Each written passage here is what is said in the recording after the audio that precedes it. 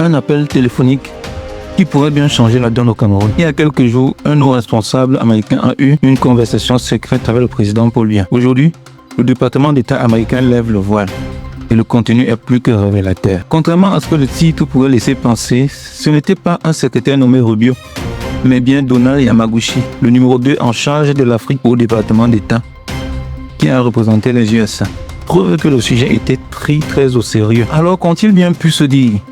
D'abord, le traditionnel coup de chapeau. Washington a salué les sacrifices de l'armée camerounaise contre Boko Haram, un soutien attendu mais presque routine. Mais le vrai cœur de l'appel, le sujet qui a dû faire monter la tension, c'est la crise dans la région du nord-ouest et du sud-ouest.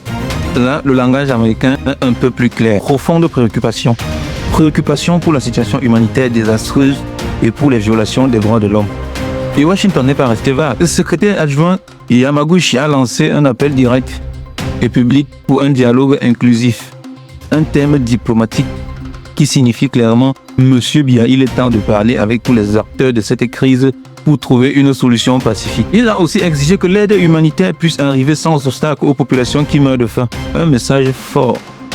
Je dis bien fort. Alors, ultimatum ou simple appel entre alliés. La vérité est entre les deux. Les États-Unis réaffirment leur partenariat avec Yaoundé contre le terrorisme, mais il envoie aussi un grand signal sans équivoque.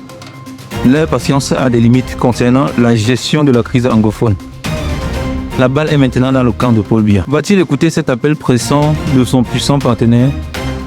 La suite nous le dira. Pensez-vous que cette pression diplomatique peut changer les choses? Dites-le nous dans les commentaires. N'oubliez pas de vous abonner et de liker cette vidéo pour des analyses toujours plus poussées. Ouais, c'était SFB News. La suite au prochain numéro.